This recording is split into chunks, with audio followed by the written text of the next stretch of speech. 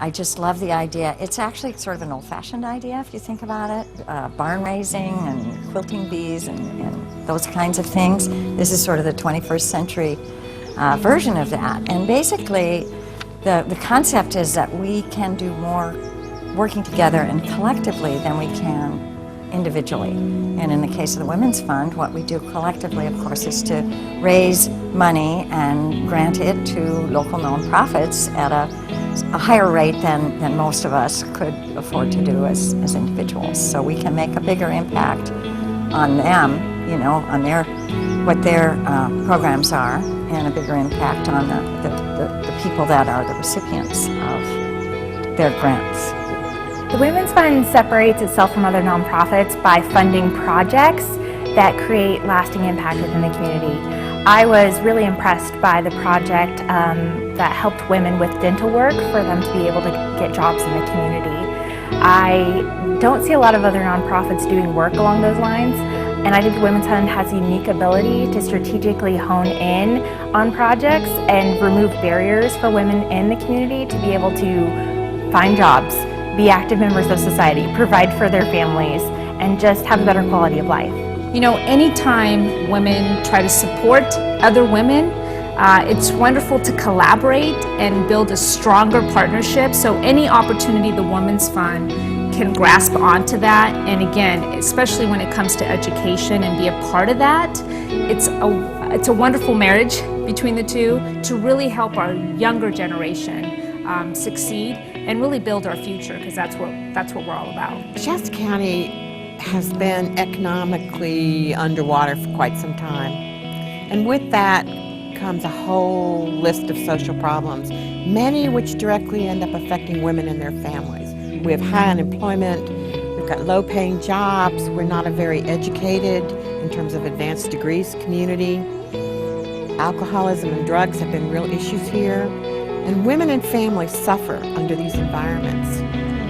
I saw, and many others we together saw, that there really was a rip in the social fabric here.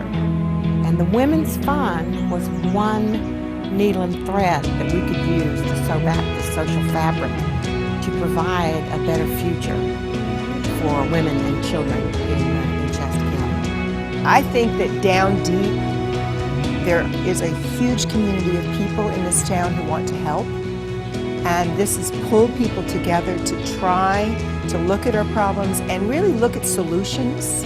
We get to actually hear from recipients. So we have an event where they come and they talk about this was the program that you funded, and this is how many people it served, and this is what happened, and sometimes we hear from the recipients themselves, and that is a unique and wonderful part of this. So we provide education so we can help make solutions that really will advance the cause of women and children. This is not about talk. This is about directly trying to affect change in the outcomes for families in Shasta County.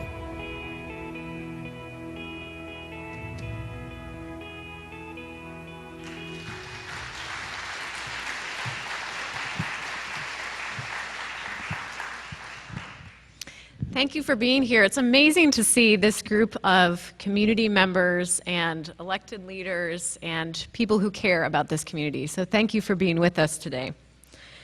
Reading already has a number of important efforts underway to address mental health. So we figured this is a good time to look outside to learn from what other communities are doing that could inform these efforts here in Reading.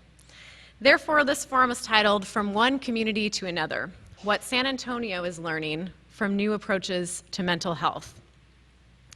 The Women's Fund of the Shasta Regional Community Foundation is lucky to have teamed up with the perfect co-presenting partner for this in the record Searchlight, which as we speak is doing a three-part series, if I can show the headline here, a three-part series of in-depth coverage on this very topic.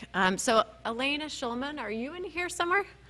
Here we go. Elena has been a lead reporter for this series, and she was a recipient of the California Health Journalism Fellowship from USC Annenberg. So thank you for your work on this, to you, and for the care that you have paid to this topic. We've asked Silas Lyons, the editor of the record Searchlight, to share a few words about why they've become involved in this topic.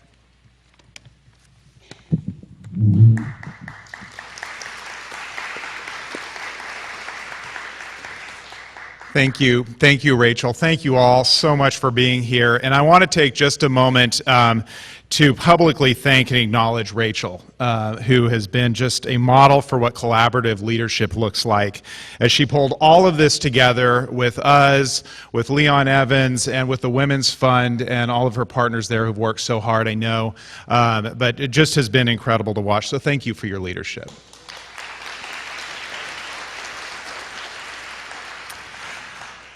So welcome to all of you who've taken time out of your day for this very important conversation. Whether you're able to be here with us in the audience or you're following along on Reading.com, we've known for a long time at the Record Searchlight that as the community's newspaper, we needed to take on the topic of mental health.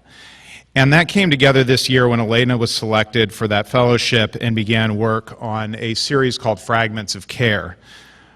When we learned that the Women's Fund was planning a forum on the same topic, we practically begged them to let us come on as a co-sponsor and a full partner.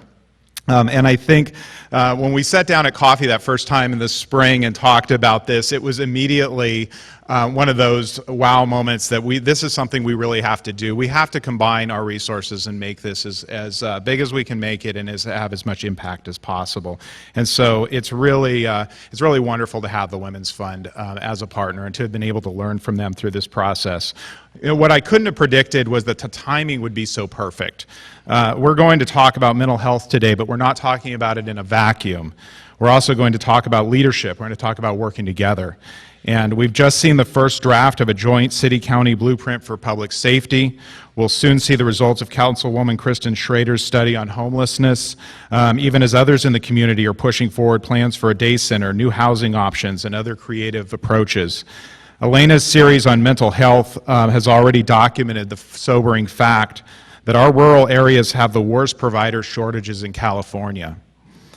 In the upcoming chapters in October and November, we'll be exploring mental health's links to public safety and to homelessness. So I can't imagine a better time to welcome someone from a community that has grappled with many of the same issues. And I'm very interested in what Mr. Evans has to say today about those key topics of leadership and working together. The Record Searchlight is proud to co-present this critical conversation, and I thank you all for participating. Thank you so much for being here.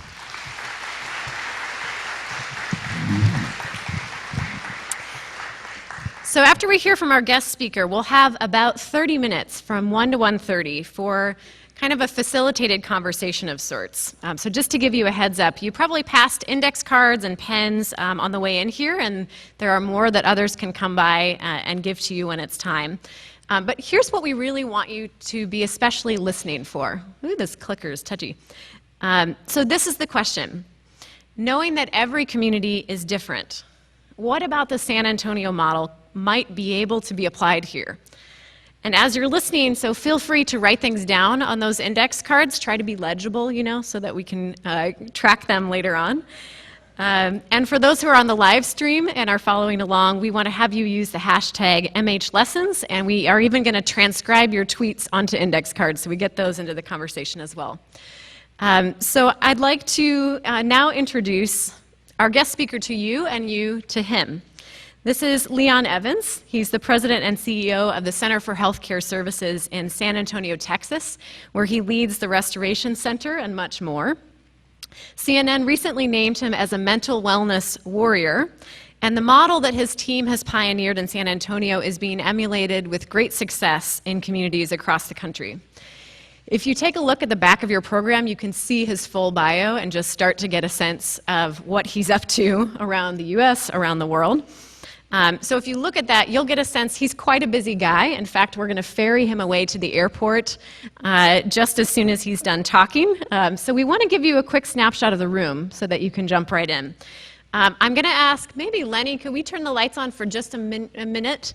And I want to ask a few groups of people to stand, just so we can get a snapshot of the room. So if you, in the audience, if you encounter mental health because you work in a hospital or a healthcare worker, could you stand up and stay standing? Don't applaud. We're going to hold. Just look around, take a look. Okay, stay standing. If you encounter mental health because you're in law enforcement and are on the front lines there in many ways, please stand up. If you touch this issue through some other part of the justice system, please stand up. If you come at mental health from an educator's point of view, please stand up. If you are a mental health services provider of any kind, and that's a broad set of categories, please stand up. If you or someone you know has ever struggled with mental health issues, please stand up.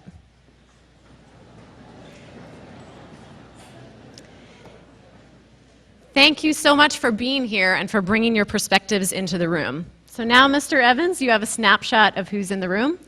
We'd like to hand the mic over to you, and don't worry about timing. I'll come sort of perch on your shoulder when it's about time to whisk you away to the airport. Please join me in welcoming Leon Evans.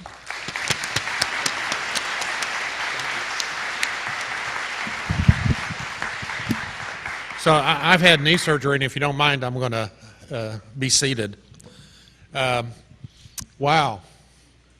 You know, mental illness is kind of the silent disease, because when we hear about it, it's just those horrid things, the shooting in Newtown or the congresswoman getting shot. And in reality, 1 in 5 of us have a diagnosable mental illness. If you want to add in alcohol and drug abuse, you know, it's a huge percent of us who struggle with behavioral health issues. The problem is most of us go undiagnosed. So we're self-medicating with alcohol and drugs. You know, we're having family problems. You know, we're having problems in the job. So at some level, mental illness and substance abuse is a silent disease. And people who are really affected by this, you know, tend not to get treatment. We've shut down our mental institutions over the years. We've defunded public mental health. So law enforcement and the counties are the public safety net, and when these people go untreated, then they have these strange behaviors. They become public nuisance, and we have to do something. So I'm sad to say that about 30% of people who are in our city and county jails are there because they have an illness. They've done some nonviolent kind of offense, usually some kind of petty crime, and when they never get to treatment, they're in that vicious revolving door, and their episode over a lifetime costs the taxpayers hundreds of thousands of dollars, and you have a wasted life. The average person with severe mental illness dies 25 years sooner than you and I do. They never get to primary health care. They have these poor health habits. They smoke because smoking somehow eases some intentions people have. They don't have good diets. They're self-medicating sometimes with alcohol and drugs. So they're dying of congestive heart failure and liver disease and all these horrific diseases, so you've lost a lifetime of productivity and happiness, and that's one of the reasons the cost of health care has grown so much in the United States. The United States Medicaid directors went off a few years ago and looked at the demographics about people on Medicaid, and they came back and they have this 15-50 rule. 15% of the Medicaid recipients cost 50% of the Medicaid cost. That's the elderly at the end of life, and these people with severe mental illness who we end up getting on SSI and Social Security. So the chronically persistent homeless, do you have some homeless folks here? Well, I almost guarantee that almost all of them have mental illnesses and or alcohol and drug problems. And their illness has been so painful for family and friends, they're estranged. So they have nobody to advocate for them. And your community is probably like our community. Oh, by the way, your community. Wow. I've driven around Reading. I've seen your bridge. I've talked to a lot of your citizens. This is the best kept secret in the United States, and I'm all over the United States. And so, you probably want to keep it that way. And, you've got the mountains, and oh, my goodness, what a great community. And the community collaboration you have and the leadership you have here is phenomenal. So Anyway, if you Google the cost of homelessness to the taxpayers, you'll get all kinds of studies.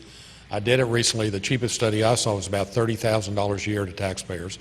The homeless have lots of contact with law enforcement. They're in and out of jail. They're in and out of emergency rooms. So it's very costly. You know, if 30% of people in jail are there because they have mental illness and behavioral health problems, you know, what does that cost? And I'll get into some history in Bexar County or San Antonio here in a little bit. Who's abusing and neglecting their children? Is Child Protective Services a problem here? Well, most of those parents are abusing and neglecting their children were abused and neglected children themselves. They were traumatized. You know, they're self-medicating with alcohol and drugs. So we yank their child out of their home. We give them no trauma-informed care. So they age out of foster care, and they go to the streets, and they start acting like their parents did. And so you have this vicious cycle that we never intervene with. What does that cost society? The National Institute of Health, the World Health Organization, and most recently, Bill Gates and the Gates Foundation has funded a unit at the University of Washington that looks at what they call disease burden. So which diseases actually cost society the most money in lost productivity and actual health care cost? 4 of the top 10 in all of those are behavioral health. Okay? In fact, the CMS, the Federal Medicaid and Medicare Administration, has just started punishing hospitals and managed care organizations that have high readmission rates on an inpatient setting. So they want to pay for outcomes. They don't want to pay for process. So how insurance used to pay was they pay for you to see your doctor, you know, your x-rays, your lab work. And so they want to get smarter about how they pay. They actually want to, you know, start paying health providers to have better health outcomes and reduce, you know, those hospital stays and stuff. So one of the ways they've done that is they've started looking at high readmission rates to hospitals. And if you've had that high readmission rate, you actually lost 2% of your Medicare funding this year. So you may have some hospitals close that did that, especially if you have public hospitals. So CMS just released their report on the top 10 diagnoses for readmission. Number 2 was the major mental illnesses, schizophrenia, bipolar, and major depression. Number 3 were the other mental illnesses, post-traumatic stress, phobias, anxiety disorders, personality disorders. Number 7 was alcoholism, and number 9 was drug abuse. So, you know, the point I want to make is this is very costly to society to address, you know, when we don't address it. And we have people who have lost lives. We're criminalizing people that have illnesses. We're driving up the cost of health care. And, you know, you see, you know, there's so many social problems. And I talked about mental illness being the silent disease. If you just think about it, there's no health without mental health. I'm getting older. You know, I really dread, you know, that I might sometime have Alzheimer's or dementia, you know, and lose my mental capacity. And that's scary, right? You know, we all have friends. It's a horrid existence. So if you don't have your rationality and your mental, so people with mental illness, that's, you know, the onset of mental illness happens in your teenage years or when you go off to college as a rule. So, and it's treatable. We're known in San Antonio. Let me give you some outcomes in Bexar County and San Antonio. The homeless count downtown San Antonio is down 85% over the last 5 years. In 2002, the Bexar County Jail, the detention center, was being cited by the Texas Jail Standards Commission for overcrowding and deplorable conditions. Our county commissioners court decided to buy jail space from other counties so you wouldn't get sanctioned. There's also a federal judge starting to look into it. They brought in an expert that said you need to build another 1,000 beds onto the county jail right away. Well, we started training law enforcement officers and having an alternative to jail and emergency room and putting people back on the street. You'll see a film here in a little bit called the Restoration Center, the roll call video. And so we never built that additional 1,000 beds. We grew by 500,000 people last census. And I was with our sheriff because our U.S. Senator Cornyn, who's the whip in the U.S. Senate, has just penned a bill that wants to fund the Bexar County model, the kinds of things that we're talking about today. And so our sheriff, she is a retired 2-star general. She is absolutely incredible. She had a brother that died with mental illness. He had a bipolar disorder, and her husband had a schizoaffective disorder. So she told me on that particular day, this was a couple weeks ago when the center was at the Restoration Center to announce his bill, that there were 900 empty beds in the county jail at the time. So what would it have cost our community to fund that extra 1,000 beds? The saving here is tremendous. So we also have the health information exchange, so you all in healthcare out there understand that federal government's put money into health records because they want to have electronic health records, kind of like the military. If you go any place, you can pull up your history and your lab work, and so they want to develop that kind of thing to drive the cost down and have better healthcare costs. Better healthcare outcomes. So in San Antonio, we have what's HASA, so all the hospitals are tied together.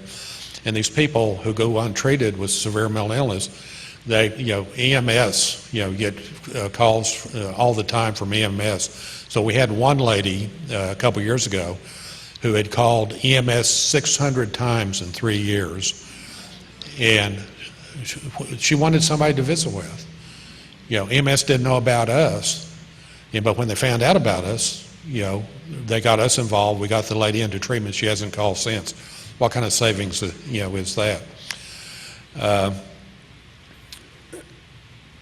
Anyway, this health information exchange, the HASA, we know that there are a lot of people who are uninsured going to emergency rooms and hospitals who are untreated.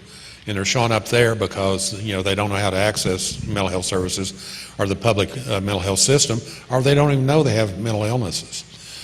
And so what we did is we queried that management information system and asked for persons that had mental health diagnoses that ended up in emergency rooms 3 or 4 times in a quarter. And we got 200 and some people, I think about 250 people popped out of that inquiry. We developed a specialized intensive case management wraparound program. The reduction of people going inappropriately to emergency rooms is down 50%. These people are thriving. So my point is treatment works. And I want to give you an example. I can actually prove to you that treatment works. Not my data, but the Texas Department of Criminal Justice.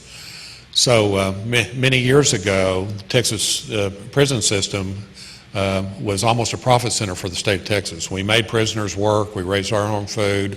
We made our own clothes. We repaired school buses, made furniture, made license tags. There were practically no staff. They had the building tender model, so they took the biggest, meanest, excuse my language, SOB on every cell block, put them in charge, and it was their job to keep the peace, and if they reported some subwarden, and if they did a good job, they got good time or special consideration. The problem with that, the way they kept the peace, was through violence and intimidation, so there was a lot of wrongful deaths. They also didn't have any medical services. So if you're dying of cancer, you just died this horrid disease. This horrid death with your disease. So there's a federal class action lawsuit. The judge is William Wayne Justice.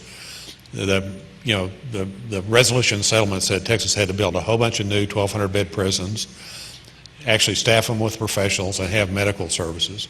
So Texas spent billions of dollars building all this. They built extra capacity because we're a law and order state. But the problem was the bill came home to the Texas legislature, and all that extra capacity was being filled up real fast. And the legislature got very concerned because they had this federal judge looking over their shoulder, and they agreed to do this, that they're going to have to build more of them. So they turned to their researcher, a guy named Dr. Tony Fabello, who now works with the Council of Governments in other states, and I think worked with California. And the researcher, and they said, Tony, tell us why our capacity is being used up. So Tony and his staff went and looked at the prison population in depth, and what he found was that there were a bunch of people in prison that shouldn't be there. So he published a report which our governor promptly fired him for, because he basically told the legislature, y'all are pretty stupid. And but the legislature heeded his advice, and they developed a new division called the Texas Commission on Offenders with Medical and Mental Impairments. And what Tony said was nonviolent and mentally ill offenders who go to prison don't make good prisoners. They're hearing voices. It's hard for them to obey the rules, so they're always in lockdown. They're agitating the other prisoners, so they're making it dangerous for everybody else. They get no good time, so they spend their entire sentence, in the prison system. And if they go to the medical unit, it costs 4 to 5 times more than general population.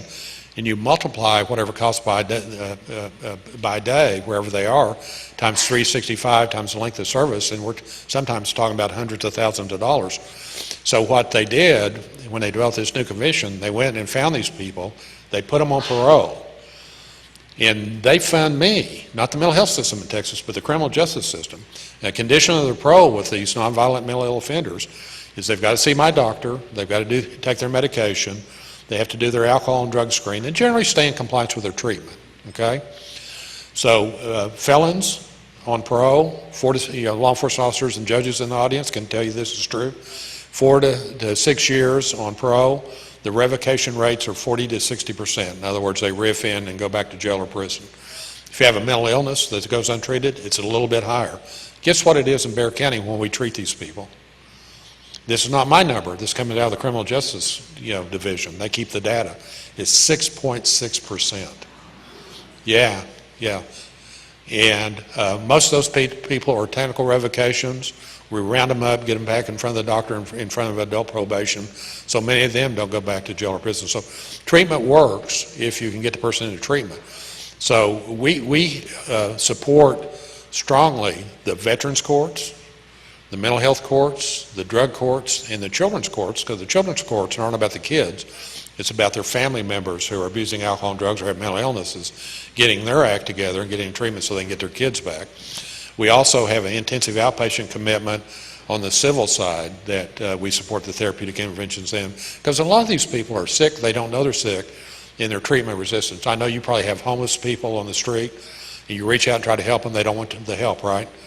They like right where they are. So San Diego, we don't do this in San Antonio, but we looked at the San Diego model, and they actually had the Scripps Center in San Diego do research on their high utilizers. I think there was 300 and some people that cost the county $16 million. A lot of that cost wasn't in jail or emergency rooms. People actually got bedded into the hospital that had these terrible diseases associated with their alcohol and drug use. Congestive heart failure and liver disease, and of course they smoked. And so what they did is they offer people treatment when they get arrested. Then if they decline, then the next time they go in, they have graduated sections. You stay in jail longer. And if you don't go to treatment, the next time you stay longer. So actually, that model kind of works. Sooner or later, people say, oh, I'll go to treatment. And that black rubber effect really works. I've been in courtrooms on the civil commitment where Polly Jackson Spencer, this lady, the civil judge we have, in Texas, to be eligible for the civil commitment, you had to spend at least 60 consecutive days in the state hospital. And so we queried, and I think there were about 50 people that popped out. And so I was in her courtroom when she would say things like, and she had her black robes on, she'd say, Leon, you've been in and out of my court many times over the years. Your mental illness has been so painful for family and friends. You're estranged. You spent most of your life in an institution, and I'm going to help you get your life back. So I'm going to ask this lady, Mary Helen Lopez, who works with me to work for the Center for Healthcare Service, to develop you a special plan, and I expect you to comply. So the first year we did that, we took the baseline on everybody. We had a 67% reduction in readmission rates with this very ill population, because you got this caring judge in her robe. That black robe effect really works, saying, you're special, but I expect you to do it. And so I actually paid for that person, Mary Helen Lopez, that worked for the judge. And because I asked her why she didn't use the intensive outpatient commitment, she said, well, I'm a judge, what would I commit them to? And then how would I know if they were compliant? And I said, well, what if I pay for a caseworker who can work with our staff to develop a treatment plan? Then we can get back with you.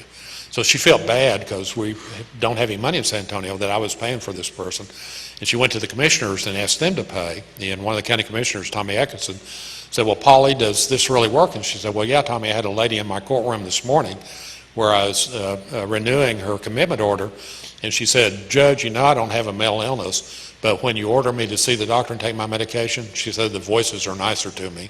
So, yeah. So she's begging the judge, keep helping me because I'm getting my life back and I'm not in the institution. So I could kind of go on and on, but did you see the problem? You know, the wasted life, the wasted tax dollars. Texas is very conservative, right? We have probably the most conservative think tank that's very well funded. And they have done a lot of research, and they've used a lot of our data, and they have this initiative called Right on Crime, okay? Right meaning conservative. And so they've taken their data all over the United States and probably the conservative think tank here in California, and they've talked to people like the Koch brothers and everybody else. And so some of the most conservative people in the United States have figured out that, you know, by providing these services and paying for them, you actually improve the public safety net and you save the taxpayers a lot of dollars. So it doesn't matter whether you're a conservative community or a liberal community, this is really a nonpartisan issue. And, you know, it's the golden rule. I mean, you know, if we had an illness or we had a family member or friend, we would want to be treated in the right way. So we have all these great outcomes. People come from all of the United States and all over the world. We've had 7 countries come and visit, and they always are impressed with our programs. But what they really say is, how'd you get everybody to work together? So we've got hospitals, we've got law enforcement officers, we've got judges, we've got NAMI, consumer and family members, we have EMS, and we meet on a regular basis. In fact, today we had our medical directors roundtable that's chaired by our emergency room physician, and we have 40 to 60 people show up monthly, and we get all this data on what's working, not working. I mean, a ton of data, and I'm going to share that with Rachel in your group and just kind of show you. But we have this continuous quality improvement, and we just open it up into the entire community so they can see what's working and not working. So, you know, like in any relationship, the more you give, the more you get. We have this very open process, so we have a lot of our partners who could be sitting in my place right now, law enforcement officers, judges, and a lot of other people, and giving this same speech because they're really committed to this process. They've seen all the good that's done. And so we have all these unnatural partners. So if you think mental health professionals and law enforcement officers have much in common, we don't. You know, we don't have the same mission, we don't talk the same language. But if you come to San Antonio, you see that we've got to trust each other. We've learned what each other's needs are and how we can assist each other. So I've got a lot of different videos. Lots of people have come and done, you know, videos and films. But I'm just going to show this one, and it's called Roll Call. And these are unnatural partners, and you'll be amazed at what you're about to hear.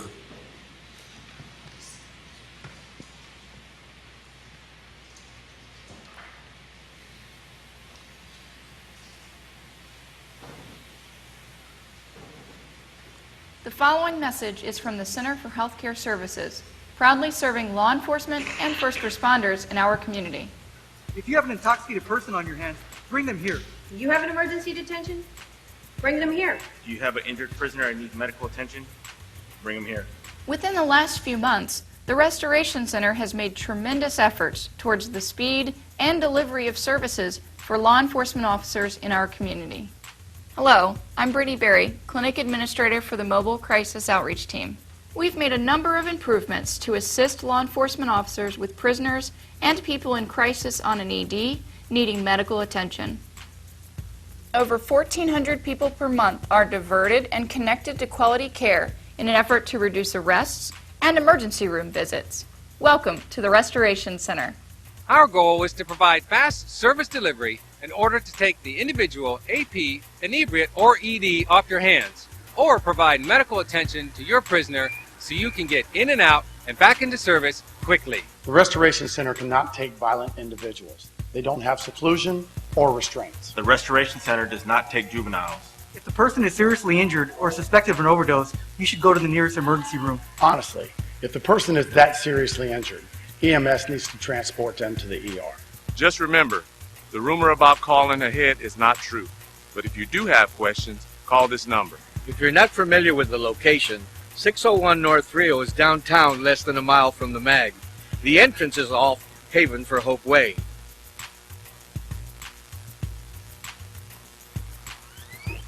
This is where you park. Whether you have an injured prisoner, an emergency detention, or an inebriate, they'll take them off your hands quickly and get you back on the streets as soon as possible. EDs, 15 minutes or less. Inebriates, no wait time, just drop them off. The place to sit down and write your report. Injured prisoners are served immediately, not like long waiting times in emergency rooms. 24 hours a day. 7 days a week. 365 days a year. At the Restoration Center, law enforcement is their primary customer. The Restoration Center thanks you for your service. That was easy. Yeah, they have it all here. We were in and out. Wonder why more guys won't use this place. No kidding. Maybe we could tell those guys at the Restoration Center to make a video so we can get the word out. And you know what? Me and you can even star in it. No, man. I'm too shy and you're too ugly. What?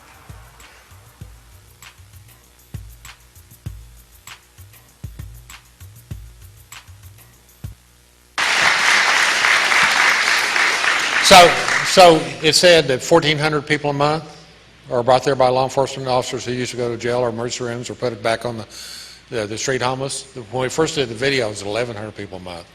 So we took this video to all the roll calls at the sheriff and police substations and showed it. We jumped to 1,400, so we redid it and did 1,400. Well, now we're at 2,300 people a month, over 25,000 people a year. It says we don't take dangerous people. Well, almost everybody that's brought there on the mental health side and the sobering side are potentially violent. It's just that the law enforcement officers are so skilled in de-escalation techniques in our staff that they've calmed the person down before they get there, so we reject hardly anybody. The medical part, it is true, you know, if you've got a broken arm or you've ingested something, we don't have the equipment there to pump your stomach. But almost everybody brought there has, you know, chronic health problems, and you see that we have medical staff there, and we do what's called injured detainees. So one of the value-added things, you know, I was telling the group earlier, is we started this little crisis center after we started training law enforcement officers, and as an alternative to jail and emergency rooms. And all of a sudden we saw that the officers were starting to take people back to the emergency room and to jail rather than bring them to our little crisis center. And so the emergency room doc I told you about that chairs our medical director roundtable, and this guy named Captain Harry Griffin, who, by the way, the captain was a captain in the San Antonio Police Department. He is to the right of Attila the Hun. Yeah. He is the most hard-nosed conservative person I've ever met, but he believed that people with mental illnesses shouldn't be jailed. So he actually was a champion. So he was talking to Dr. Natal. He said, David, get the badge numbers of the people that are bringing people back to the emergency room, and I'll go talk to them and see why they're not taking people to 601 Free or the crisis center. So he did, and he went out to substations and he confronted these officers. And here's what happened: is psychiatrists haven't really done any kind of primary care since they were in med school. So an officer would bring somebody in about 2% of the time that had a history of congestive heart failure or liver disease, and they would ask the officer, "Would you mind taking them to the emergency room and get medical clearance? And if they're okay, bring them back." Well, law enforcement officers aren't used to being taxi services. You know, they don't want to run here, there, and every place. They want to be back on the street chasing bad guys. And they don't like taking orders from somebody that's not their commander. So the word on the street, like wildfire, even though it wasn't true, was don't even take them to 711 East Josephine. They're just going to tell you, take them to the emergency room anyway. So our little community collaborative, we said, okay, we got to find a way to do medical clearance and psych evals in the same place. So we'd already proven to the county hospital district how valuable this was. They had a big outpatient clinic downtown that used to be the county hospital, the Brady Green.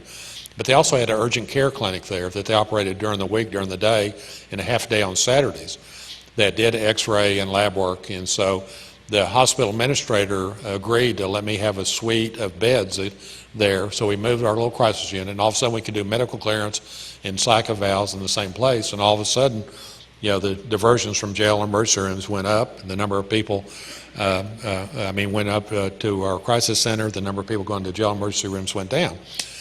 And so I had to find a way to pay for that medical service after hours and half day on Saturday and all day on Sunday, and it was very expensive for the number of people that we were doing medical clearance. So being partners with law enforcement, and you're talking about unnatural partners, we work together. What I found out was a lot of law enforcement officers arrest people that have no mental illness, no substance use problems, but they have some kind of minor medical emergency, like there's abrasions or a small cut, or they're complaining of wrist pain or whatever. And so they end up going to emergency rooms to get that problem handled. Then they get triaged to the back of the line because they haven't been in a car wreck or have a heart attack, and so they're there a long time. So now they can just bring them to us. We'll sew them up, get them tetanus shot, then you're right back on the street, and you can take them to jail or wherever you're going to do, even if you don't have. So we do value-added stuff. So that's why I'm kind of talking about making sure that all the public dollars are spent in the best way, supporting, the community in the best way we can. So we keep a lot of data on cost and outcomes. And because of that, the county knows how much it would have cost them to build another 1,000 beds on the county jail. So they're willing to help fund this crisis center. The city, so let me tell you this story real quick. I'm going to run out of time. We knew that one of the biggest problems in the community was really alcohol and drugs, and Texas just doesn't fund alcohol and drug treatment. And so we put that on a parking lot and decided sometime we're going to find a way to fund that. So we did. And so what used to happen with the public inebriates, who many times have co-occurring mental health disorders, the downtown San Antonio, we're a convention city, we're a tourist site, so we have a lot of homeless people who are aggressively panhandling. And as you know, people who are panhandling aren't using that money for food. They're using it for alcohol and drugs. They go to the community shelter for the food and other stuff, And so what happens in San Antonio, these people got arrested all the time for aggressively panhandling, for petty thefts, for being passed out in the street, for criminal trespassing, sleeping on somebody's door stoop, for urinating or defecating in public, you name it. And this is the United States. You got arrested, you got to go before a judge, right? You just can't be incarcerated without due process. So you go before the magistrate or the magistration process. They give you a little fine for whatever little nasty deed you got picked up for. You get thrown in the drunk tank, and they start monitoring you. And just as soon as you get to the point where they think you're going to go in convulsions or DTs, they let you go because they've already paid some of those $1 million lawsuits with people dying there. So they let you go. You go right back out on the street and start self-medicating. I don't know if you all know this, but most people who are homeless or most addicts or alcoholics, they don't drink to get high anymore. They're miserable people. They drink and drug to keep from getting sick.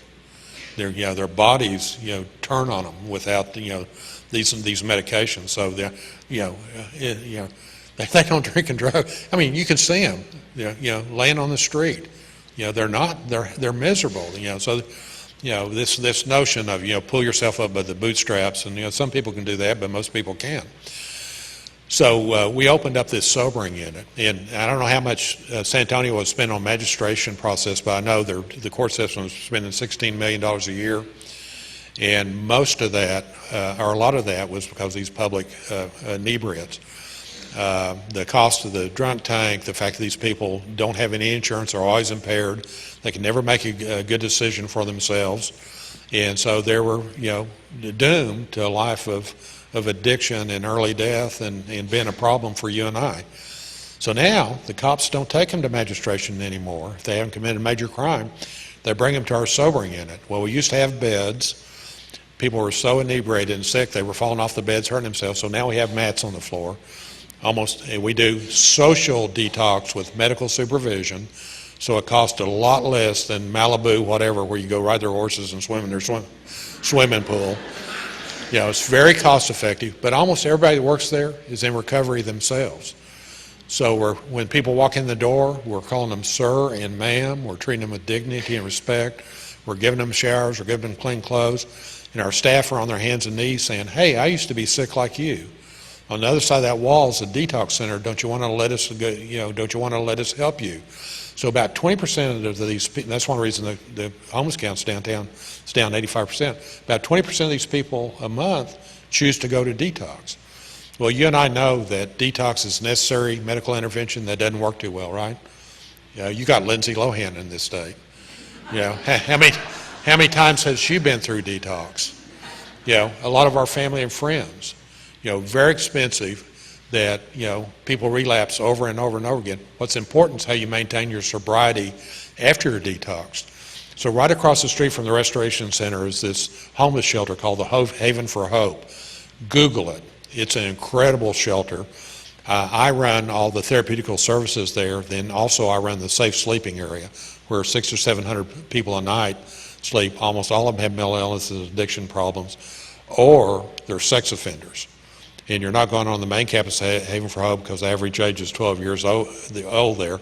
But the sex offenders, we got most of them working. They're not in parks or other places where they might be tempted or the public might be at risk. So anyway, we have 2 dorms on the homeless campus. And the homeless campus is alcohol and drug free. To go on the main campus, you have to sign a pledge that says you'll be alcohol and drug free and you'll work 8 hours a day. Well, I know some single moms are put through nursing school or welding school, culinary arts or whatever, but it's productive. It's not like a lot of shelters. I mean, you have productive things there, and they've moved a ton of people into regular jobs in community, regular housing, and so Google Haven for Hope. It's a pretty incredible place. So we have 2 dorms there called in-house recovery, one for males and one for females. It's sober living. And there are 90-plus day programs, and so you're not tempted, you're not back in your own environment, there are no alcohol and drugs there, and everybody in that program, the staff, are all in recovery. So you're there long enough, just because you go through detox doesn't mean your brain chemistry is working right. If you've been drinking lots of alcohol, you can have been consuming, thousands of calories every day. If we put you on a healthy diet, you might feel like you're starving and want to run. So, we jack the calories up to begin with, and we get you on the healthy diet later. But you're there long enough, and where your brain starts kicking in, and you start being a human being again, and you're being rational, you figured out, what have you done to your children? What have you done to your family? What have you done to your friends and yourself? And you start learning about your disease. You start learning how to manage your disease. We start hooking you up with, your faith community or AA or NA or whatever kind of supports you need when you get out. We start working on jobs and independent housing. So, 60 to 70% of these people that go through this program, a year later, are still clean and sober, most working and living independently. The cost is about like that. Our outcomes are really good. So everything doesn't have to be expensive, but you have to think through this and do the continuum of care to make sure you're doing things smart and everybody working together. So, my message is don't do what we do here in San Antonio. I've already heard about all the great programs that you have here. Your Better Women's program and the collaboration that goes on there. You've got a lot of great services here. And I've done this for a lot of people, so I think your editor is going to talk to people in Des Moines, Iowa, and Wyandotte County and Johnson County, the Kansas City suburbs, who are doing something similar. But what's really important here is that you all work together and use your existing resources. I know you're already working on no wrong door concept, but how you link those services together and make sure that the people that need the services the most. So I get some criticism because we're poorly funded for not reaching out to what some people call the worried well. Okay, and since we have limited dollars, and I run the public mental health system, and I have limited dollars, I have to make some decisions. And so I had a board member all over me about, you're spending all this money on these real sick people. Why don't you, work with some of these other folks that have problems too? And when I said to the board was, it's kind of like, coming up on a shipwreck, and there are 3 people in the water, and 2 people can tread, and the 3rd person is going down for the last time. Who are you going to throw that lifeline to? And so that's what we started. We started using our limited dollars and resources really, for the most vulnerable and the most at risk. And because of that, we've been able to expand to other groups because we've gotten all this credibility about being good stewards of public dollars and actually having good outcomes. So I could talk all day. We did the same thing with children, so I have a children's crisis unit. Similar to this, we developed one of the first curriculums in the United States for school police. School police, a lot of times it's entry-level jobs because it's 10-month jobs, so you get young people coming out of the academy who are taught to use their command voice, command presence. Some teachers calling, and some kids really been acting out, and you can hear in the teacher's voice, yeah, I want you to come and get this kid, and the message underlying is I never want to see him again. And because they're a pain, and they're disrupting the class, and they're, doing, rude and inappropriate things. So we train these officers to recognize emotional disturbances and mental illness. So you don't have this young officer going up to this young person who's emotionally disturbed or mentally ill, who's full of hormones, getting in their face using your command voice, command presence. These officers are taught to recognize these symptoms. They step back. They use de-escalation techniques. They calm the kid down. They call us. They call the family. We get the kid in treatment. Doesn't go to the detention center. Doesn't get kicked out of school. Both things put the kid on the wrong track. And so, there's just so much you can do as a community if you just think through these things well. And, so I've met a lot of your leadership and your women's organization. The people in this audience, our real secret, if I have any secret, is our communities come together and we work on these problems. We have a continuous quality improvement environment. And if it doesn't work, we change it, we do something else. But, and we keep a lot of data, to evaluate it. So it's been a pleasure to talk to you today. And I know that you guys don't believe this is too good to be true. So I do this all over the United States, and every time I get people come to visit because they got to come and see for themselves because they just don't believe that, this guy is blowing smoke, telling us a bunch of things that aren't true. This is too good to be true. It can't be true. So come visit. Thank you.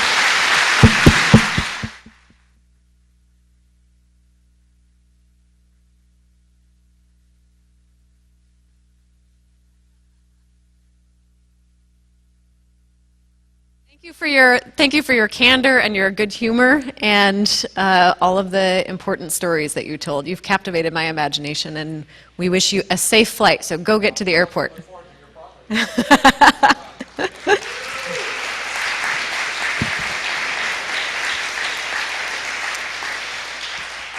Now we'd like to turn our attention for this last half hour to our area. Outsiders come all the time to share their ideas with us. But now, as always happens, the expert is gone, and it's up to us to think about this question. We'll just return, we'll return to this one. Wow, maybe we will. So the question is, knowing that every community is different, and knowing that not everything applies everywhere, what about the San Antonio model might apply here? In a few minutes, we'll have people in the audience who will be ready to collect your cards, those index cards that you may have picked up on the way in, or to hand you one if you need one and you don't have one yet. And we tried to think creatively, how can we have a conversation with this many people? How are we going to structure it? So here's what we're going to attempt. So we'd like to collect the cards from you in a minute, and as many of them as possible in our last remaining half an hour, we'd like to read aloud. This is a way of kind of mirroring back to the people in this room how you're starting to sense the possibilities here. So if you have a card already at this juncture, I would just like to ask you to raise your hand and pass it towards one of these middle aisles. And Alita's coming down this aisle, and Annie is coming down that aisle. So don't be shy. Go ahead and pass those down. And they will be collecting the first round of cards. And I'd also like to ask, Silas, could you come back, and also Anne, if you're around, and could you just have a seat here? We've asked Silas and Anne to help us in a minute to kind of sift through these cards and get a sense of people's initial answers to this question. So don't be shy. I see some collected. So maybe Annie and Alita, you could pop those up onto them, over to their table. To get the ball rolling on this conversation, we've asked one community member to share a response. While all of you are kind of processing the stories that you just heard, and are writing down your cards. And after that, we'll hear from all of you. So we've asked Susan Wilson, you probably know her as the Executive Director of Youth Violence Prevention Council. She's also a Women's Fund member. We've given her kind of an impossible task. We asked her to take part in it was kind of impossible, right? To take part in a meeting with a small group together with Mr. Evans earlier today. A group of people whose work touches on mental health one way or another. And we've asked her to do an almost live synthesis, like we've given her the back of an envelope to synthesize that conversation and to share a few highlights with all of us, some insights about what may be applicable to the Reading area, and to do that in no time flat.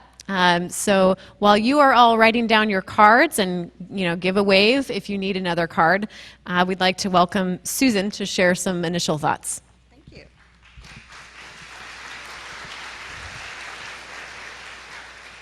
Great speaker, great ideas. I'm going to synthesize his ideas in 7 minutes flat for you. And I want to remind you again that the question is up here, and we're really looking for you to speak to the question here. I synthesized his comments into 3 general areas, and I'm going to go through them one at a time. I think the first general area that he hit on several times, both this morning and just now, Leon talked about community collaboration and investment. Now we all know, and I am the executive director of a small nonprofit, we have a lot of silos in this town. We have a lot of assets, we have a lot of silos. We have a lot of individualized program funding. This money goes to this organization to do this thing. Recently, I want to point out that we have made many, many collaborative efforts in this town. So one of them is, thank you, Shasta County Public Health, an initiative called Prosperity, where we do want to look at the poor economics in this town. How do we together look at it? They've put together groups with many, many people in them. And if you are not a member of Prosperity and you are interested in those issues, I urge you to contact Public Health and see what you can do to be part of it. We have Reach Higher Shasta. How many of you have heard of Reach Higher Shasta? There should be quite a few of you out there.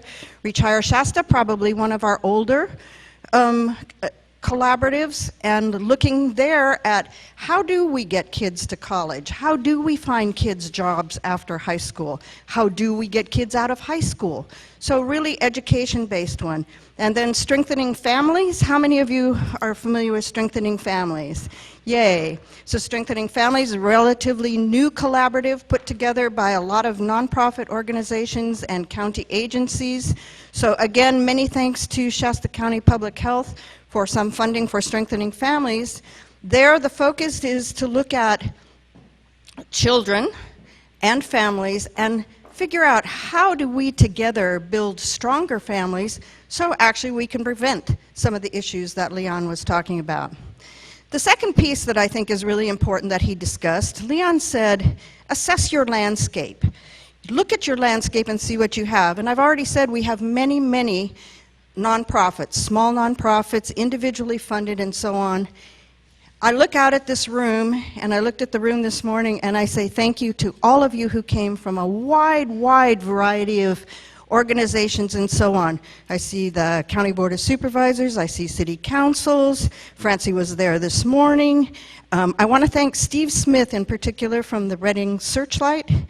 You know, this morning he made a pledge. He said, we are going to work together, and the Reading Searchlight is going to be part of this work and is going to help lead this effort. Law enforcement there, I saw Scott Fredrickson in the audience. I've seen Rob Paletti, Mike Johnson, the chiefs from Reading and Anderson. Medically, lots of people from the medical organizations. This morning we saw Dean Germano, John Trulove, Lindora, and I've seen many more of you this afternoon. And then a special call out to the Reading Rancheria. This morning Glenn Hayward was there, and thanks to him, and I've seen other members of the Rancheria here this afternoon. And then also a special thanks and a call out to First 5 Shasta that was there this morning, Joy Garcia. So we have partners. We have funding partners. We have community partners. What we have to do is figure out how to put them together in collaboratives and make that work. Then the third piece I want to talk about that came from Leon was what I'll call continuous quality assessment. And I'm put in mind of a line that Arthur Conan Doyle wrote for Sherlock Holmes. It gives you a little insight into my personality, no doubt. And that line is, data, data, data. I can't make bricks without clay. Okay? We cannot make bricks without clay. Lots of us have data. Public health has lots of data. Mental health has lots of data. The substance use disorder treatment groups have lots of data. Schools have lots of data. The public defender's office has lots of data. You know, we have data. The problem for us is that we don't necessarily effectively share that data. And the bigger problem is that data is almost not shareable. You know, we collect our data in our own little silos, and sometimes we find ourselves in the awkward predicament of sharing apples with oranges. So one of the lessons I think to take away from this is that we need to come up with some shared measurement tools, some ways that we can measure across the various agencies to do it. Another issue, and I think the people from mental health will give me a little nod on this, is how do we release that data? Some of this data is very confidential data. So how do we get data and use data, particularly when we're talking about something like substance use disorder, people with substance use disorder, people with mental health disorders, people who are homeless? How do we share that data in a good way, in a realistic way, in a way that preserves the confidentiality and privacy of those individuals? One of the things that Leon said this morning that really resounds with me is that he said one of the first things we had to do was learn to treat everyone with respect and dignity. Everyone. We needed to speak to everyone respectfully. So I think that that's a lesson for us to take home. So how do we build a data set? I'm not sure. I'm looking for answers. I'm looking around this room. There are a lot of you who know answers. We even have Brian Dolly with us today, and maybe he even knows some answers. You know, I mean, how is our community? How is our community, and how are we going to make our community better? And we're looking to you to answer our number one question there. Knowing that each community is different, what about the San Antonio model actually could be applied here? What do you think is one of the most important things, or some of the important things that we need to touch on? I told you my 3 biggies, you know, and I think that many of you have some thoughts as well. One of the reasons we went to the card system today, which is a little bit difficult for you, is that we couldn't figure out how to get people through a microphone, you know, wandering up and down the aisles and so on. So thank you for living with our effort here. I think that, I think that we have our first questions, or first comments. Individual. Okay, these are individual comments. So one of the things that we're going to do is go through as many of these individual comments as we can so that you all can hear what people have to say. This person says, all of the model could be applied here if we all work together. That goes back to the collaborative that I was talking about. We need to act collectively. Yay! We need to act collectively to make this happen. It's our community, and we control its destiny. Hooray! Hooray for that person. Next, it's always fun to read these things. Law enforcement, medical, social services, community, etc., all need to work together. This includes reevaluating agency budgets. And, you know, money does help drive some of these efforts. I'd like to say that it's the passion of the good people in the community that makes it work, but it's not always just the passion that makes it work. We also need to sort of put our money where our mouth is as a community. So I like that comment particularly. This comment, city and county rehabilitation options post-detox. So this person is talking about substance use disorder treatment. and saying that we need to create a continuum of care, not so disjointed with duplicated services. So we know that we do have services for people with substance use disorders and for people with mental health disorders, but again, they're siloed services. I would make one comment about this particular comment, and that is, I have to say that the Empire, Right Roads, the county, Visions of the Cross, Good News Rescue Mission, we all know what each other does, and we try and develop an effective system around it, but nothing is perfect, and it can get better. Another comment from this person: create a place for each type of group: single mothers, families, sex offenders, mental health, substance use. So yes, I mean, that's a great thought. I would point out to you that we don't want those places necessarily to be separate, because there are single mothers who have mental health and substance use disorders. There are families with the same issues. So we need to look at each I think I go back a step. I think we need to look at each person individually and do what needs to be done for that person. Finally, this person said, restoration place, exclamation point, speed officer release, and she goes on, or he or she goes on through some of those thoughts. This comment: treatment works. We need interagency collaboration. Maybe we need to look at unnatural partners working together. And that's a kind of an interesting way to put it. But it's true. Sometimes you have to not go to the, I always call it usual suspects. Sometimes I think you have to move past the usual suspects and not say, oh, we're going to talk about substance use disorder treatment, therefore we will call the Empire, we will call Right Road, we will call Visions of the Cross, and we will call the Mission. Maybe we need to start looking at some other things. So this person says that there are other places out there that need to be part of the party, and I would agree.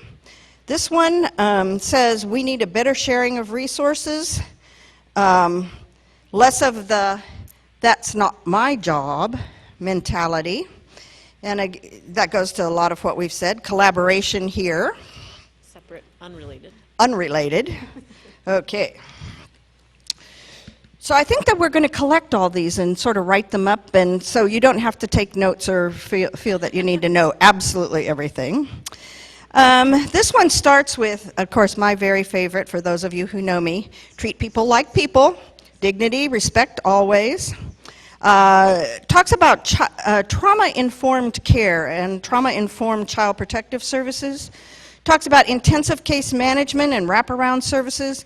And this morning, I didn't hear all of Leon's presentation to you, but this morning he talked quite a bit about wraparound services that look a lot like what Mental Health Services Act is doing for a very small but significant population of our clients.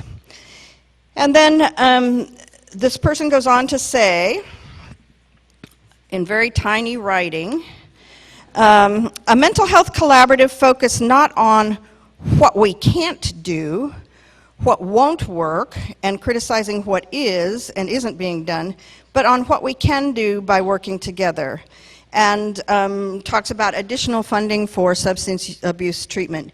So those of you who have been in Reading for longer than 10 years, oh, I love this audience, longer than 10 years, you remember about that time 10 years ago, we actually closed our psychiatric hospital locally. We closed the PUF, the psychiatric hospital facility. Do you remember that? And that was actually a decision that was put together by a group in the community, community members and agency members, city, county, everybody worked on that particular problem. You know, we can convene those things and try again. This person says, police here seem to have no training in de-escalation. If they do it, it is not apparent. If they do, it is not apparent. For many encounters and in violence or death.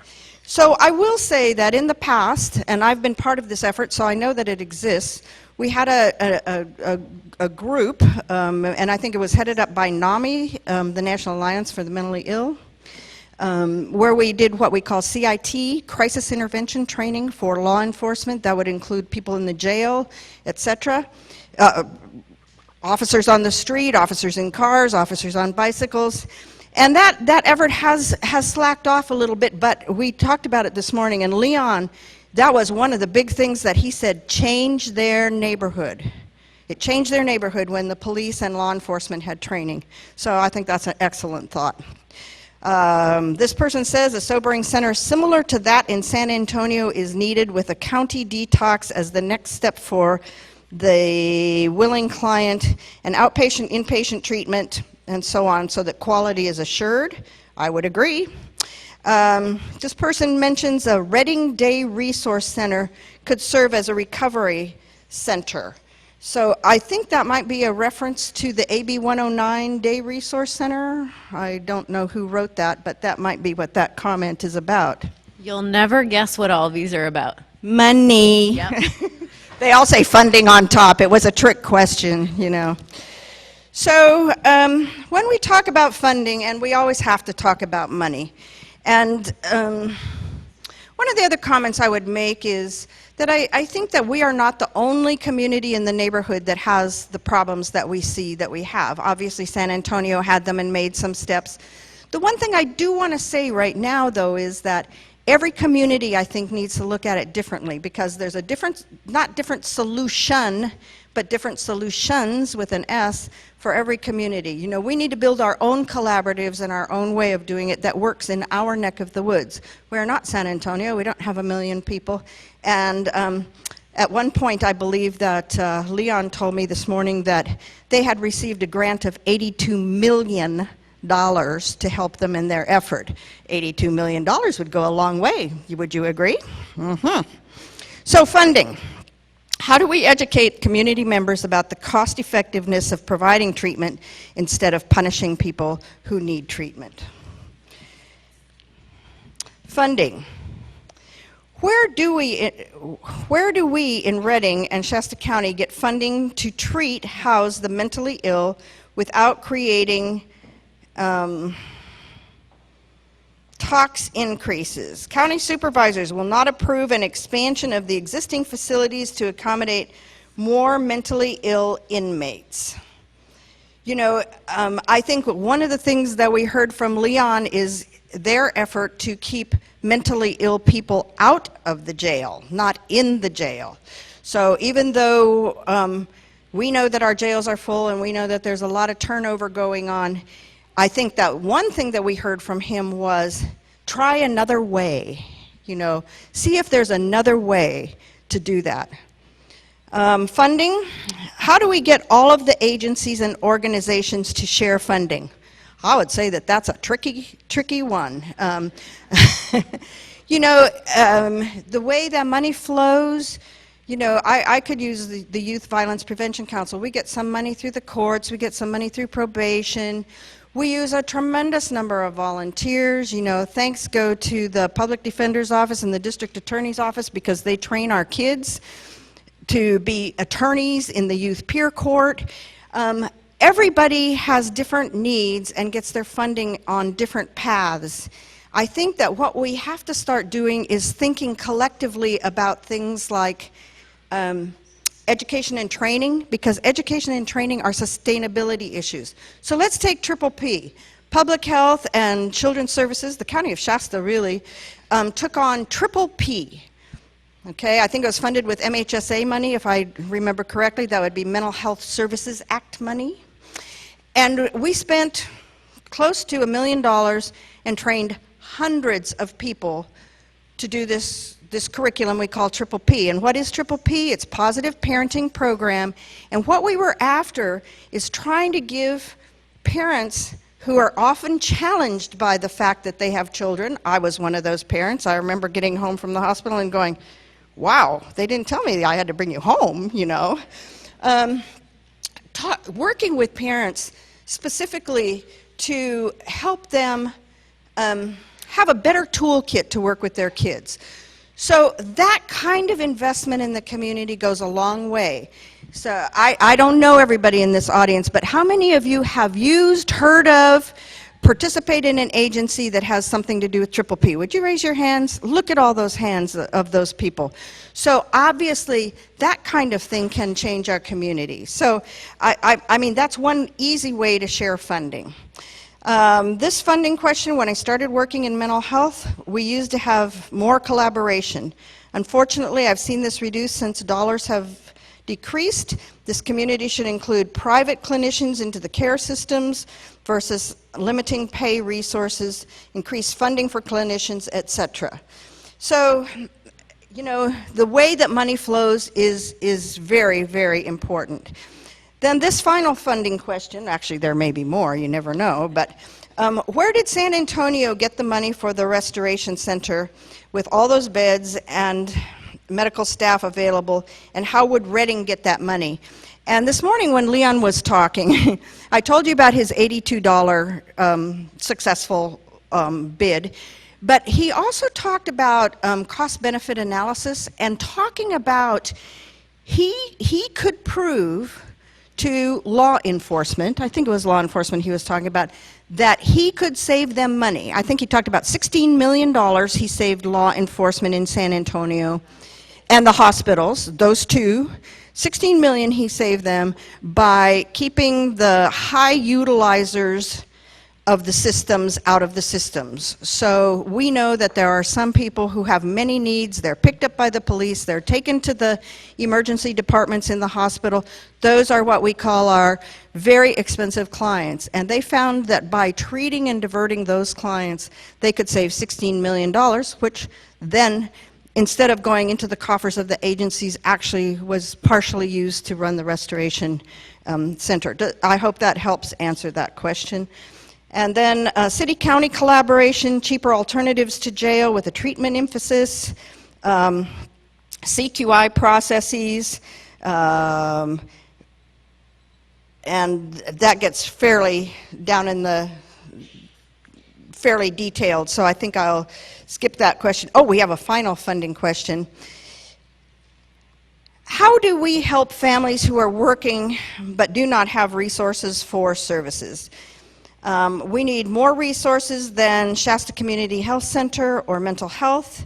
We need more open doors of funding for them that's not just, that isn't threatening to them, and helping younger kids in schools before they get into trouble. And that's why education is so important to us, I think, as part of this whole effort. I mean, I'm a person who really believes in prevention, so my thought is, you know, we need to help the parents of today work with the kids of today so they don't turn into those same parents of tomorrow, that they stand a better chance. Because you may not know, but some of the statistics that are out right now say somewhere between 50 to 60% of the children born in poverty today, and it's a lot of children. Let me tell you, it's a quarter of our children are born into poverty.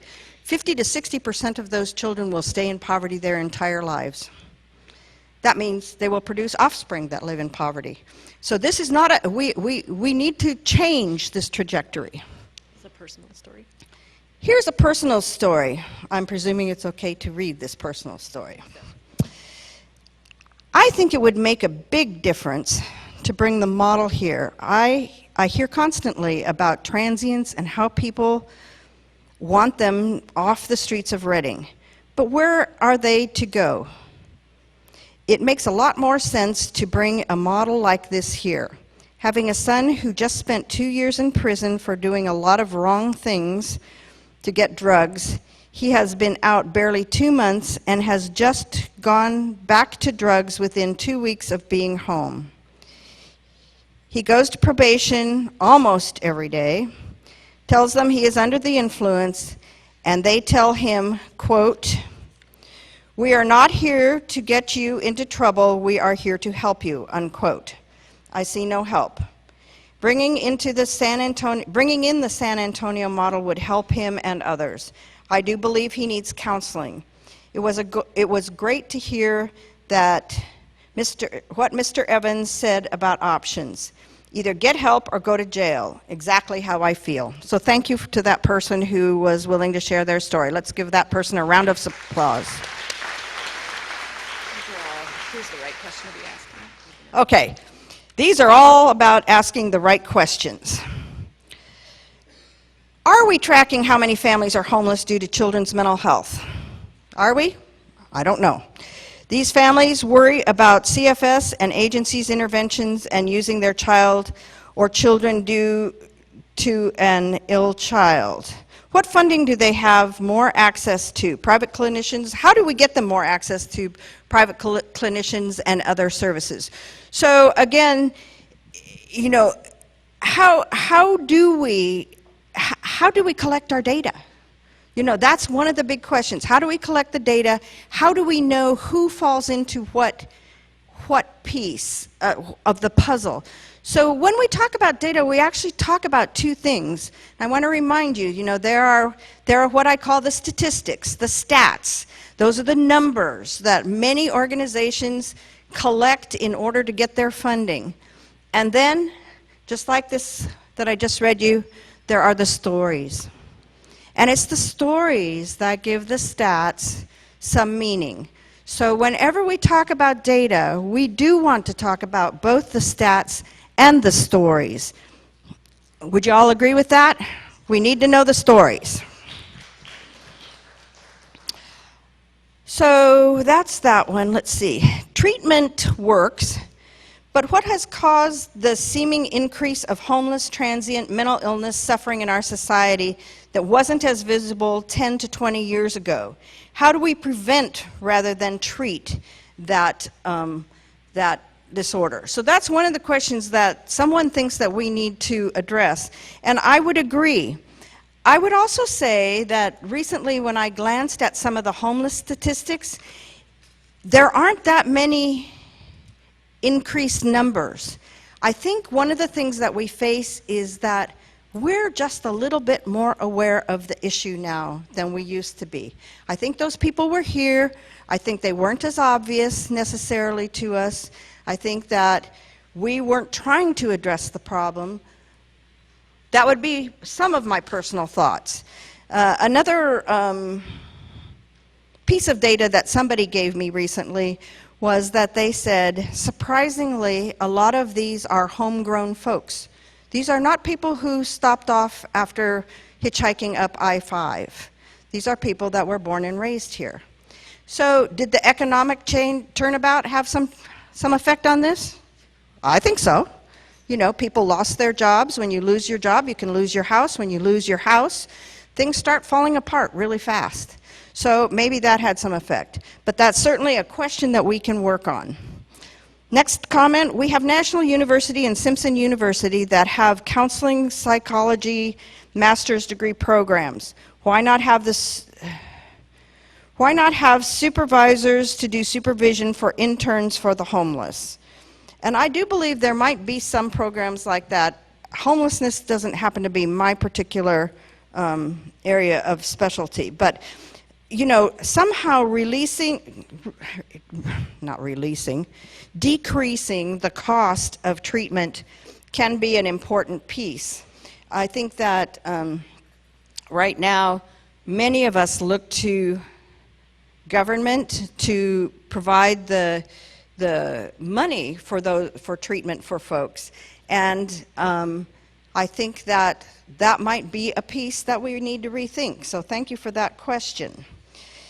Another comment. It took 2 years for the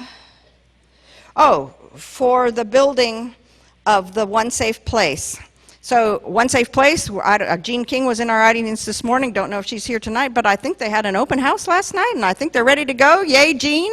Yay, Francie. You know,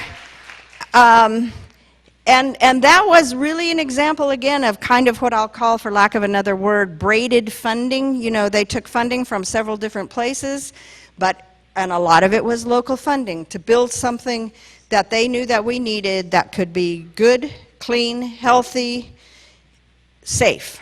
So yay for that. I saw that they were having a party as I pulled into Reading last night, but I had a headache. I didn't go. We have a non-medical social model detox in Reading, underfunded. We want to collaborate with other resources. How can we organize that collaboration? So I think, again, collaboration and knowing what each other does is really important. I think the county has reached out to, especially to substance use disorder treatment facilities, and that's the correct name for it this day. Just if you want to remember it, SUDS, S-U-D-S, Substance Use Disorder Treatment. Okay, SUDS treatment. And we meet regularly, every month or 2 or 3, all of us, and talk about what are we going to do the same, how are we going to do things differently, what do we need that we don't have, how are we going to get more funding. So we would like to invite that person to join our collaboration. Here's a comment about behavioral health. The top 4 items about behavioral health in terms of medical costs: health information exchange. Mentally ill people don't make good prisoners. Why are they in prison? Treatment works, wasted life, wasted tax dollars, and crisis center used instead of a hospital emergency room or jail. We do have a crisis center here. I don't know how much it's used. I don't have the data. We need the data. I don't have the data on that, but we do need data. Are you? We have, yes. We're there. I have to shut up now. Can I just finish my last question here? Has anyone suggested using one of the empty floors of Mercy Hospital to use as our quick treatment drop-off center? And then asks, is there really an empty floor at Mercy Hospital? I don't know that there's an empty floor at Mercy Hospital. But these are the kinds of things that we need to know. We need to know what our assets are and what is available in our community and how best to use it. And I'm going to turn it back to you, Rachel. Thank you, Susan. Thank you. That's no small feat to attempt to have a conversation with hundreds of people, so thank you for going in with us on the experiment. So we want to just close by saying a few words of thanks. This has really just been the start of a conversation that we've had together. So you'll note that the record Searchlight, as you know, have been terrific partners in this, and this forum has been recorded and live streamed, so feel free to look for that archive if there's someone you know who cares about mental health who couldn't be here to share that with them. We want to thank the record Searchlight for their partnership. We also want to extend our thanks to the staff here at Sequoia Middle School, especially Lenny back there in the booth, to the McConnell Foundation who put up our speaker last night, Reading Bank of Commerce, U.S. Bank, the Shasta Regional Community Foundation. That team does an amazing amount of work. And also thanks to the Health Alliance of Northern California and Blue Shield of California Foundation for your sponsorship. To John and the team at Shasta County Arts Council who recorded this forum. They will also be rebroadcasting it, so if a friend missed it, you can tell them to tune in at these times. And you can also check out the Women's Fund website for a resource guide, which will be there after the forum. Now I'd like to invite Women's Fund founding member Judy Salter to bring us to a close. Judy.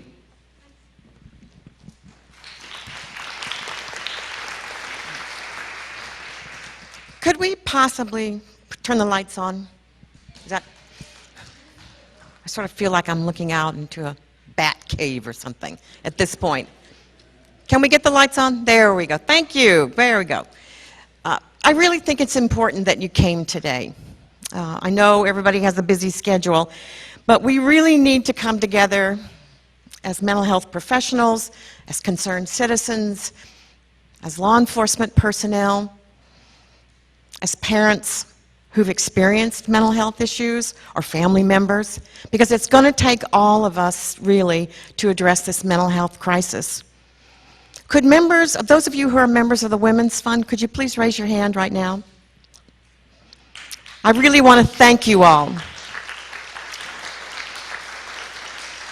It's because of you that we are able to present this kind of forum. And many of you were with us just last month when we were honored to have the Chief Justice of California come and speak to us.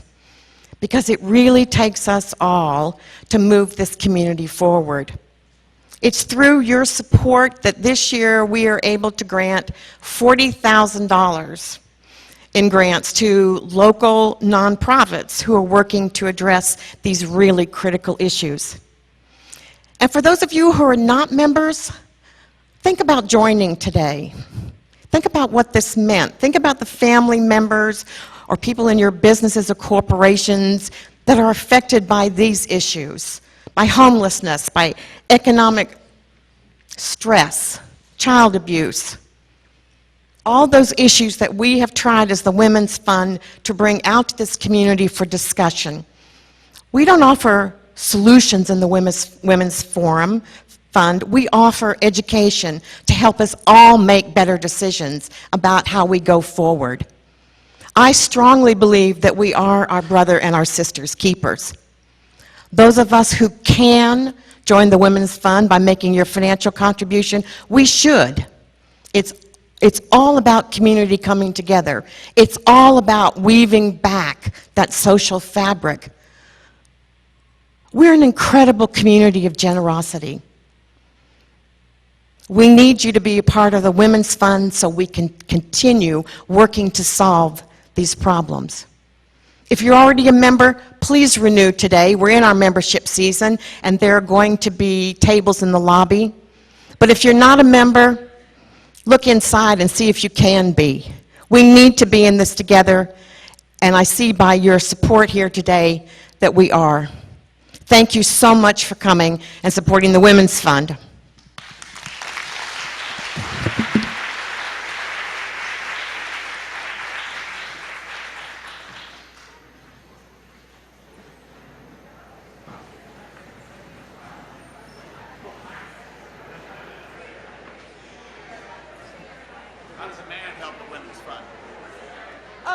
Same way. Oh, one thing this gentleman just brought up, I should point out to you that 1/3 of our members are men. So the Women's Fund is not just for women. Thank you.